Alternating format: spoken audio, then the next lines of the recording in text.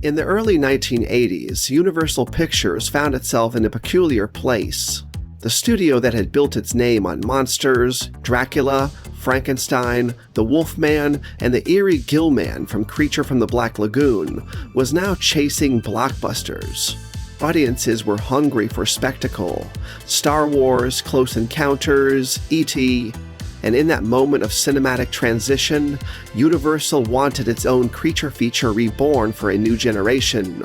That project was a 3D remake of Creature from the Black Lagoon, spearheaded by producer John Landis and guided by the original 1954 director Jack Arnold. The plan was ambitious. Use the newest 3D technology to immerse audiences directly into the eerie, underwater world of the Gilman.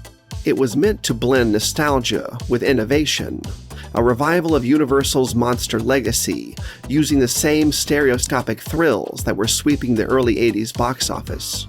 But Hollywood has a way of turning opportunity into conflict. At the same time Landis and Arnold were developing Creature, Universal had another aquatic monster in motion, the third entry in the Jaws franchise. That film, Jaws 3D, was marketed as a bold reinvention, a return to terror, this time leaping off the screen. Universal executives were nervous about releasing two 3D creature films under the same banner. They feared audience confusion, market fatigue, and, most of all, competition within their own slate. So the choice was made. Between the two projects, Jaws was the proven moneymaker. Creature, though beloved, hadn't been on screen since the 1950s. Universal shelved the Gilman's comeback and threw its full weight behind Jaws 3D. That decision would prove costly. As production on Jaws 3 dragged on, its budget grew and its direction faltered. The film struggled under the limitations of early 3D technology, bulky cameras, awkward compositions, and effects that looked more like novelties than natural thrills. By the time it hit theaters in 1983, audiences weren't impressed. Critics panned it, viewers laughed at it, and the short-lived 3D revival that had surged through the early 80s suddenly looked like a bad investment. For Universal, the financial disappointment of Jaws 3D sent a clear message: 3D creature movies were not the future.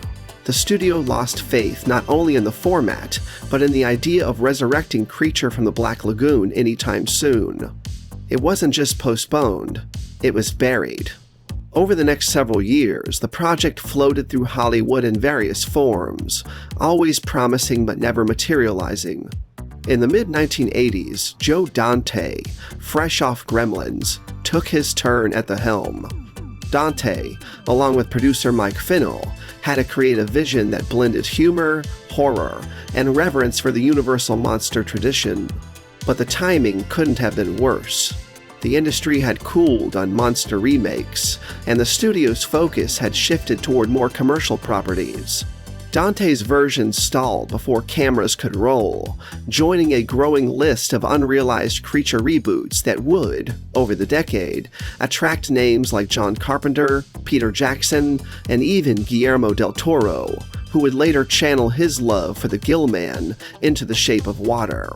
But if you trace the history back to the beginning, to the single moment when the momentum was lost, it always comes back to Jaws 3. In a strange way, the Gilman never had a chance. The very film meant to ride the same wave of technology and spectacle instead capsized the dream entirely. Every few years, rumors of a Creature from the Black Lagoon revival resurface, and each time, fans wonder what might have been if Universal had chosen differently in 1982. And somewhere, in the dark depths of Universal's archives, that unrealized script still lingers, silent, suspended, and waiting for the right current to finally bring it back to life.